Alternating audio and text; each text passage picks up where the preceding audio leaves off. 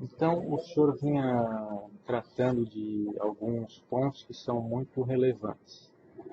No final, agora, antes de nós fazermos essa pausa técnica aqui, o senhor vinha dizendo, então, que passou a cogitar da colaboração premiada. Sim, Mas porque... aí, sim, mas aí nós vamos ver o seguinte, que desde o final do ano anterior, o senhor já tinha passado por esse episódio, que reputa, ao que entendo, bastante significativo, da Comissão Parlamentar de Inquérito, secretariado Paulo Roberto Costa, que já era um colaborador consagrado, para usar essa expressão que o reputo descreve com bastante precisão.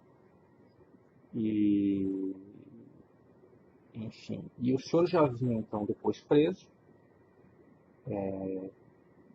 numa circunstância em que havia outros colaboradores, e o senhor já vinha também sendo, inclusive, ouvido em audiências judiciais, portanto, certamente já tinha sido ouvido também por autoridade policial, já tinha contato com integrantes do Ministério Público, essa altura, né? No mínimo em audiência, né? Eles representando a acusação. E, finalmente, o senhor mesmo figurava como denunciado. Sim.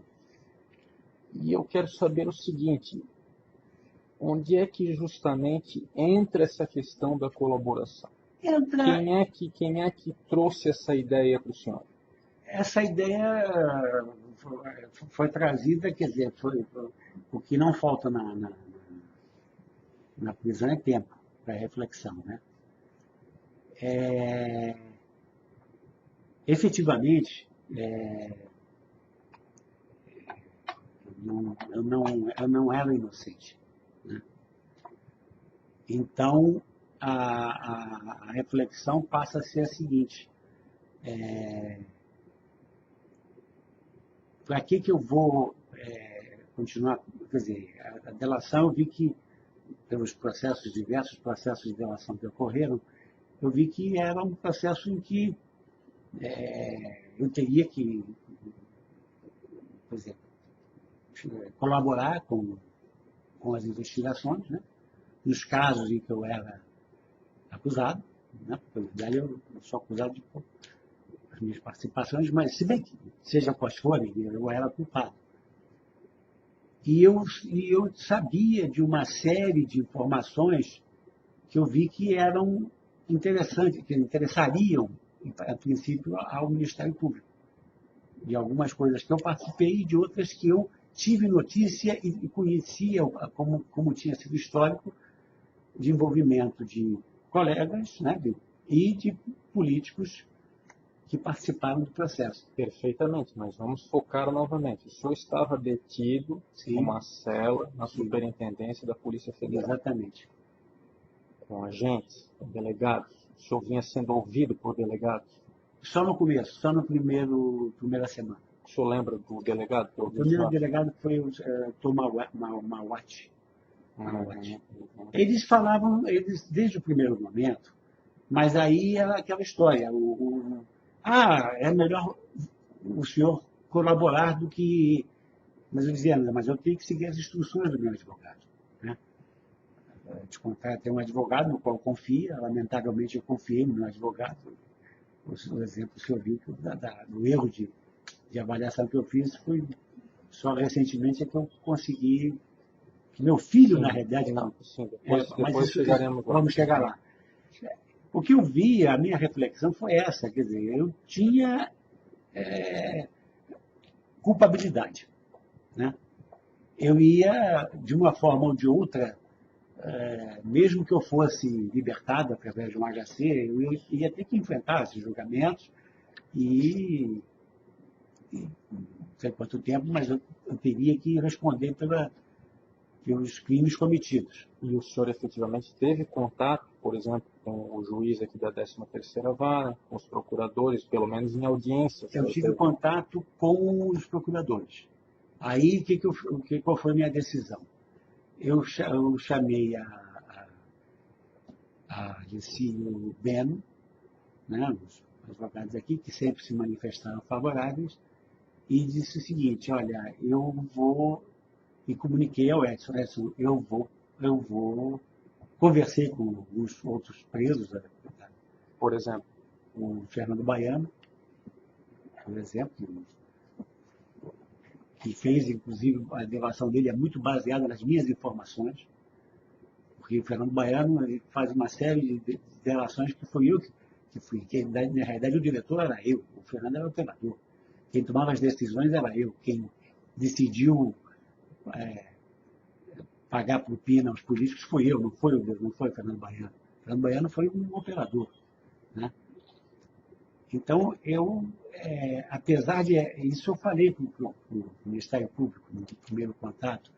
Apesar de ser uma figura que o senhor há de convir que não é... Isso me foi dito, não, você tem que mudar a imagem do delator, não é uma imagem simpática, né? Eu tive que... Mas eu vi que era uma questão pessoal, quer dizer, eu ia ficar preso vários anos, independente porque não... enquanto que as pessoas que eu tinha... Desculpe, eu tinha dado instrução, informações que eu tinha sobre atividades irregulares dentro da Petrobras, iam ficar soltas, sem... é um misto de arrependimento, quer dizer, o crime eu já tinha cometido, né? Eu não tinha como voltar atrás, né? Mas eu tinha como reduzir, quer dizer, dentro de um esquema de colaboração. E isso eu só consegui enxergar claramente depois da conversa, que aí eu tive uma conversa decisiva com o meu advogado, falei, ô Edson, acabou. Eu não vou mais seguir teu conselho, eu vou fazer com... E ele até... Aí ele... vou fazer com o Beno e com a Alessi, que estão aqui, conhecem, já fizeram. isso foi aproximadamente quando? Isso foi em maio, mais ou menos, quando houve o rompimento, assim, do... Não sei, e aí ele reagiu como? Ele sempre, é o que eu digo, doutor Márcio, ele, por princípio, não só ele, né, vários advogados, dos quais eu conversei, que representavam, os advogados das empreiteiras, que eu conheci também, né, que eram também os advogados da Camargo, do Ricardo, esse pessoal todo eu conheci ao longo dos 20, 30 anos, 40 anos de carreira para trabalhar. Os advogados dele também eram, a princípio, o senhor vê que houve, não foi uma coisa imediata, né?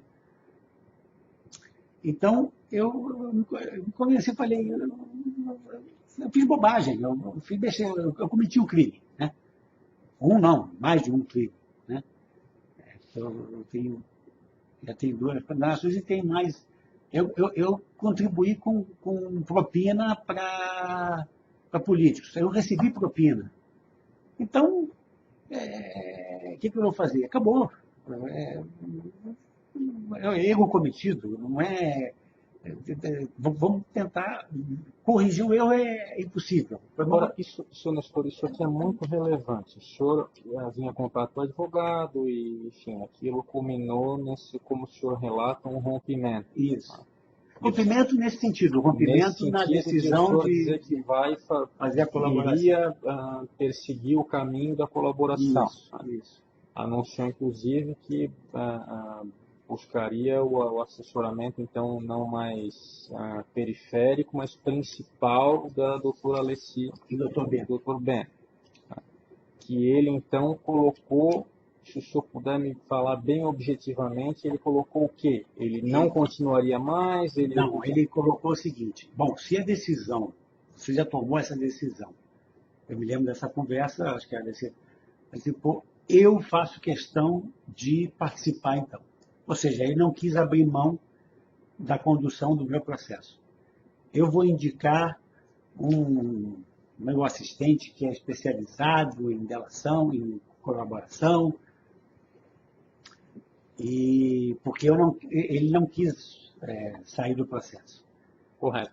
Mas admitindo então que eu iniciasse. Foi quando foi feito o primeiro contato com os procuradores aqui do Paraná. Eu não me lembro, não precisar exatamente quando foi, ele mandou o assistente, chamado Felipe, Felipe. PhD, não sei o que e tal, mas totalmente, desculpe, eu não sou de falar mal de profissionais, mas totalmente, vamos usar uma palavra mais leve, ineficaz ou ineficiente. Uhum. Né?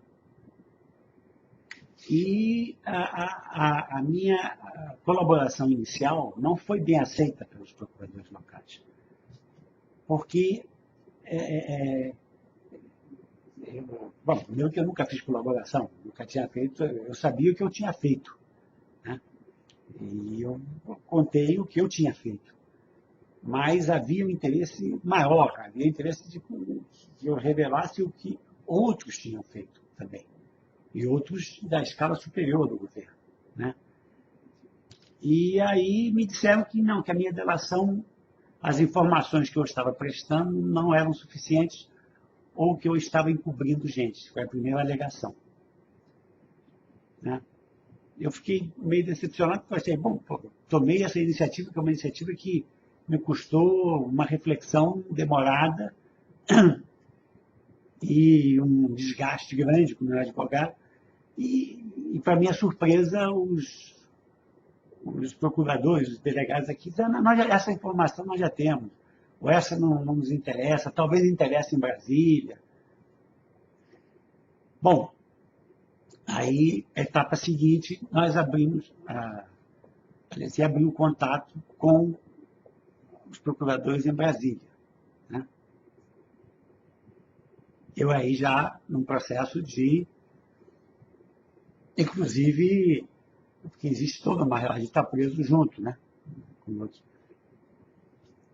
O Fernando aí também tomou a decisão de, bom, já que você vai fazer a delação, eu também vou fazer a delação.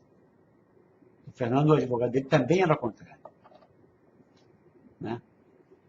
Inclusive, ele correu, porque como a colaboração do Fernando é menor que a minha, o Fernando é operador, né? Então, a delação dele, ele usou as informações que eu tinha, mais algumas informações exclusivas dele, lá junto com o Paulo, com outras operações que ele tinha. E foi feita, e ele foi muito melhor orientado, mudou de advogado, também teve que mudar de advogado. No caso dele, ele mudou de advogado. Né? Entrou o doutor Sérgio Vieira, que inclusive está defendendo o Renato Duque, e correu para fazer a apuração. Nós entramos em contato com a Procuradoria em Brasília, né? O doutor Marcelo Miller, que se deu ao trabalho, veio aqui, auxiliado por alguns procuradores, e fez eu chamo de doutrinação, mas ele me explicou, ou seja, que eu fugisse, que eu abrisse mão da ideia, da imagem, desculpa, negativa, do delator, né? Aquela imagem do delator morre, né? No meio do crime, a delação é pior. Ele falou, não, você passa a ser um colaborador para a justiça. Falei, mas os crimes que eu cometi não interessam. Você cometeu crime, você é um criminoso. O senhor é um criminoso. Vai me chamar, ser mais novo. Você é um criminoso. Que é um negócio que você é um convencimento que não é tão simples, né? E com agravante, você é agente público. Eu falei, eu não sou agente público. Não, perante a lei você é agente público. Existe uma discussão antiga. Eu sou funcionário seletista, né? Da Petrobras. Nós sempre tivemos essa discussão na Petrobras. Nós não somos funcionários públicos.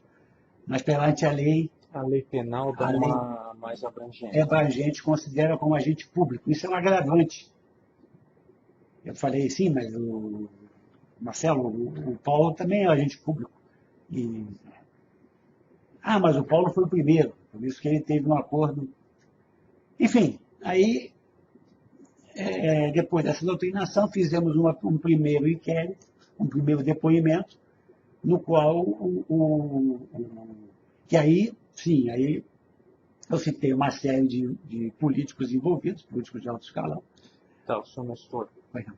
naquele primeiro, eu vou desdobrar minha pergunta em duas. Naquele primeiro depoimento, ou naquele primeiro contato dos procuradores aqui de Curitiba, o senhor declarou que ele não foi frutífero, né? Ele se esgotou na própria conversa. Houve, naquele primeiro depoimento, o senhor lembra dos procuradores que estavam lá? Pelo nome é difícil. Estava Delton, né? Deltan, Cavanhaque, não tinha delegado, Carlos, tinha algum Carlos? Carlos é o Carlos Fernando, né? Mais alguém? Tinha um de Brasília, um rapaz mais novo de Brasília. Tinha umas 5 ou 6 pessoas. Foi colocado de alguma maneira da seguinte forma: o senhor vai ter que entregar o fulano, senão não sai colaboração. Não houve assim, nem na primeira, nem na segunda. Não houve nenhum tipo de seletividade na indicação, ou seja... Nem com base em documentos, em provas. Não. Olha, nós sabemos, nós queremos recolher esse aqui, ó. Esse aqui nós queremos. Não houve... Nós sabemos que o senhor sabe tal coisa sobre o fulano, e nós queremos esse aqui. A única pergunta que foi feita assim mais diretamente, não foi para o procurador, foi para o delegado, mas foi com relação ao acordo que eu fiz na Suíça. Porque eu fiz, há 3 anos, eu fiz um acordo com a Justiça Suíça por conta da Alstom. O senhor deve ter acompanhado o processo que a Suíça moveu contra a Alstom, que a Alstom simplesmente ameaçou o governo suíço de fechar a Alstom na Suíça, e a Suíça encerrou o processo. E todos aqueles que estavam envolvidos, houve acordos individuais. Então, eu paguei uma multa e assinei um acordo de sigilo. Uma multa de quanto? Com 500 mil francos suíços. Certo. Mas é curioso, eles pediram a multa e uma doação de caridade, por uma instituição que eu escolhesse. E o meu advogado suíço indicou uma entidade que cuida de crianças com deficiência mental, alguma coisa assim. Então, o total foi 550 mil francos suíços. Mas fora esse fato, então, nunca houve um condicionamento focado em alguém? Não, inclusive houve até o contrário, porque eu falei, olha, eu estou na Petrobras há muitos anos, e eu já participava da junta diretoria do governo passado. E há uma acusação que eu faço nos anexos sobre a venda da Petrobras à Argentina, na época do governo Fernando Henrique. O governo passado foi o governo PSDB, na gestão do presidente Fernando Henrique. Para mim, eu considero o governo passado porque eu entrei no governo justamente com o PT. No final do governo do PSDB, houve uma compra escandalosa da Petrobras na Argentina. E eu perguntei, mas vocês, pelo que eu entendi, os senhores têm uma vocação, um viés político. Falaram, não. Para nós, tanto faz. Nós não temos... Ou seja, nós queremos que o senhor informe o que o senhor sabe, respondendo mais objetivamente a sua pergunta. Em nenhum momento houve, tipo assim, não, nós queremos que o senhor diga que a Alessi participou, que fulano participou. Não houve nenhuma identificação pessoal, ou seja, o Eduardo Cunha, isso, entendeu? Nem por parte dos procuradores locais, nem por parte depois dos procuradores de Brasília. Tá, perfeito. E aí aquilo, nesse segundo momento, de alguma forma evoluiu, então? Bom, então, aí, nesse segundo depoimento, os procuradores, o doutor Marcelo e mais os procuradores que vieram com ele, consideraram que as informações que eu estava prestando já haviam sido prestadas por outros colaboradores, né? Que eu não estava acrescentando nada de significativo. Assim, significativo nesse sentido. Eu estava com... De abrir a investigação naquele caminho. De nada de que fosse um fato novo. Embora eu contasse com detalhes maiores, porque eu participei dos eventos. O senhor não era o pioneiro naquela linha. Eu não era o primeiro a falar daquilo. Embora eu tivesse as informações com mais detalhe do que o pessoal que delatou antes de mim. Porque quem participou da reunião com o Renan, com o Jagger, fui Por eu, exemplo. por exemplo. Sim, Quem, sim. quem definiu o quanto o Renan ia receber de propina fui eu. Com ele, inclusive. Com ele, inclusive. Diretamente com ele, com o Jader Barbalho, na casa do Jader Barbalho. Fui eu que participei. E aí o pessoal usou informações. O Fernando, de ouvir falar, quem definiu quanto que o Delcídio ia receber fui eu, com o Delcídio. Quem soube, quem sabia que Collor recebia propina na BR, fui eu. O pessoal não conhecia a BR, inclusive, porque diretor da BR só eu fui preso. Sim. Não por causa da BR, foi preso por causa da Petrobras Internacional, da diretoria da Petrobras Internacional. Mas os chamados crimes ou propinas da BR, só eu tinha informação. Entendeu? Sim. E para mim, a surpresa... Informação direta, o senhor quer dizer. Porque eu participava da diretoria. Sim. Né? Eu era diretor financeiro, então não só participava da diretoria, como tudo passava pela minha diretoria. Quer dizer, o pagamento, o valor, as quantidades envolvidas, e para quem, essas coisas, você sabe, quem recebe quem. Né?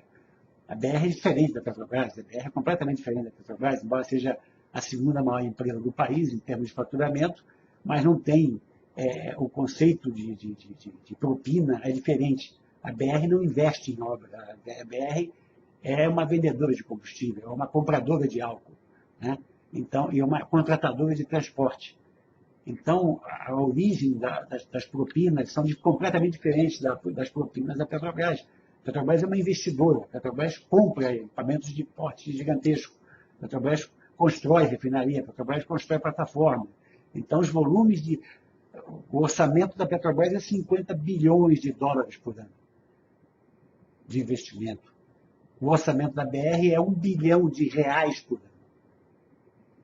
A diferença é abissal. Né?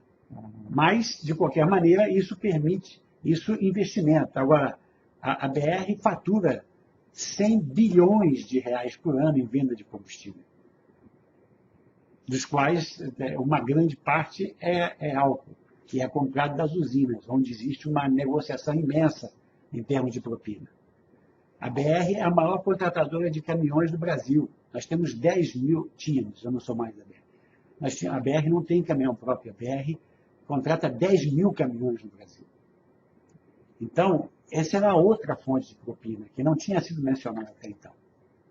E que, inclusive, foi a que deu origem a esse caso todo agora que saiu na imprensa. Sim, do Collor. Exatamente. E o Collor, por decisão do presidente Lula em 2009, recebeu o direito de indicar 2 diretores. A BR tem 4 diretores e um presidente. A Petrobras agora tem 7, na época tinha 6 diretores e um presidente. Né? O Collor recebeu o direito de indicar, eu estou atropelando um pouco os fatos. Não, mas isso diz respeito. Em 2009, o presidente Lula fez um acordo com o senador Collor e fez uma indicação compartilhada. Ele indicou a presidência, o Lima, compartilhado com o ministro Lobão e com o PT do Nordeste. PT de Deda, o falecido Deda, o PT de Jacques Wagner, e deu a entender ao Fernando que ele seria o patrocinador do Lima. Além disso, ele teria direito a indicar 2 diretores, dos 4. Ele indicou o diretor de serviços e engenharia, que é o principal diretor em termos de contratação de álcool e de transporte da Petrobras, e o diretor da rede de postos. A BR tem 7 mil postos embandeirados no Brasil. Né? Então, a BR tem 4 diretores. O diretor da rede de postos, o diretor de grandes consumidores, o diretor financeiro e o diretor de serviços e engenharia. E os outros 2 manteram, ou seja, eu continuei sendo indicado pelo PMDB e pelo PT, e o Andurti, que é o diretor, todos já não são mais, né? Diretor de grandes consumidores, que é quem vende gasolina, querosene de aviação, vende para as grandes fábricas, vende óleo e combustível para as grandes transportadoras. Existem dois diretores comerciais. Um diretor financeiro, que era eu, e o diretor de serviços e contratação de engenharia, que era o Zones. Esses dois diretores de rede de postos e serviços foram indicados pelo Collor. Sendo que em 2013, o Collor se aborreceu com os Zones e foi falar com a presidente, e a presidente colocou à disposição dele toda a diretoria da BR, inclusive o presidente, ao qual o Fernando Collor me chamou. Eu tive a oportunidade de conhecer a casa da Dilma, me chamou pessoalmente para dizer o seguinte, que ele tinha recebido a indicação, ou seja, a autorização para trocar toda a diretoria da BR, já que ele vinha se queixando que o diretor que ele tinha indicado não estava atendendo aos compromissos assumidos, mas que, como ele me conhecia, sabia do meu trabalho e não queria se meter com o PT, nem com o Lima, ele ia substituir dois diretores, mas que eu devia o cargo a ele. Então, todo esse tipo de informação... E o BTG, então? Bom, aí nós vamos entrar em casos particulares. O BTG foi já é uma particularidade, é um dos casos que constam dos anexos, né? Em 2010, desculpa fazer um preâmbulo, as companhias distribuidoras não podem ter postos próprios. Não sei se você sabe disso, no Brasil, tanto a Shell como a Ipiranga, a BR, não tem posto próprio. Os postos são de terceiros. A lei brasileira não permite que a distribuidora seja proprietária. Ela pode ser proprietária, mas o operador tem que ser um terceiro. Ela pode ter uma rede, desde que o operador seja um terceiro. E houve uma associação em São Paulo, do Grupo PTG, do André, e do Grupo Santiago, do Carlos Santiago. São grupos fortes em São Paulo, que tinha uma rede de 120 postos. E São Paulo é nosso principal objetivo. São Paulo é 40% do consumo de combustível do país. Né? E houve o interesse da diretoria da rede de postos de comprar essa rede de 120 postos. O negócio foi adiante. É uma sociedade 50 por 50 do BTG. Esteves com o Santiago. Na realidade, não é nem o Esteves, porque o André trabalha com vários sócios. Era um dos sócios do... A BTG trabalha com diversidade de negócio. Bom, aí já estou entrando no... Sim. Mas o André é o principal sócio, né? E o Santiago tinha a outra metade dos postos. Santiago é do ramo, a BTG não é do ramo. A BTG entrou e depois até se arrependeram. Mas fecharam o negócio com a BR, com a diretoria de postos, para vender essa rede de DVBR, o nome da rede, de 120 postos. Só que quando vieram falar comigo, o senhor lembra que o orçamento da BR é de R$1 bilhão por ano. E só essa rede de postos tinham fechado, mas o valor fechado era de R$150 milhões. Eram 120 postos. E aí eu falei, não vai dar. Só se o Lima, o presidente, não, mas tem que dar. Tem que dar porque o Collor está exigindo que seja fechado o negócio. E aí, com a minha experiência de ter feito isso na Petrobras, eu transformei investimento em custeio. Ou seja, ao invés de comprar a rede e desembolsar 150 milhões, eu propus e fiz a montagem financeira de alugar, que é como se trabalha, as companhias de distribuição de a Shell, a Ipiranga, trabalham dessa forma. A gente não compra, não sai comprando posto, a gente embandeira, chama. Faz contrato de 10 anos, 5 a 10 anos de exclusividade, na qual aquele posto só pode vender combustível BR ou combustível IP. Isso é a maneira de trabalhar no mercado. Então, o sujeito recebe um bônus e passa a ter a obrigação de só vender combustível BR. Ou seja, tem que usar a bandeira BR, vender lubrificante BR, Isso vale para a BR, vale para a Shell, vale para a Ali, vale para a Ipiranga. E, através desse bônus, ele faz um contrato de 5, 10, 8... E assim foi feito. E assim foi feito. Qual a vantagem? Isso rendeu uma propina grande ao Collor. A vantagem é que... Paga por quem? Como? Paga por quem? Paga pelo grupo BTG e pelo Santiago. Por quê? Porque dessa forma eles não perderam a rede, ou seja, eles não venderam, não se desfizeram, como se eu lhe pusesse... Mas mantiveram o negócio. Como se ao invés de você ter um apartamento para vender, eu lhe proponho, vamos fazer o seguinte, doutor Márcio, ao invés de o senhor vender o seu apartamento, vamos fazer um leasing. Eu lhe alugo o apartamento por 10 anos, o senhor recebe os 150 milhões que o senhor quer receber, e ao final de 10 anos o apartamento é seu. Uhum. E para ficar nesse exemplo específico, mesmo com esses fatos delineados, essa colaboração tomou ainda um tempo. Pois é, aí o senhor teria que perguntar aos procuradores. Porque eu não sei, eles falaram o seguinte, a sua colaboração, até elogiaram o trabalho da Alessi, porque a gente apresenta uma série de anexos, né? Isso. Que vão compor o depoimento final, é isso? A proposta. A proposta de... E eles falaram, os anexos estão bons, mas o tempo... Sim, o tempo não o tempo, desculpa. Demorou. Demorou. O senhor demorou, o problema foi esse. Entre a decisão, eu fiquei muito tempo sendo retido pela delação. Nesse meio tempo, o pessoal correu. Então, houve um momento que havia 20 pessoas fazendo colaboração ao mesmo tempo, contando histórias da Petrobras, não da BR. Vamos suspender aqui só um segundo. Fazemos mais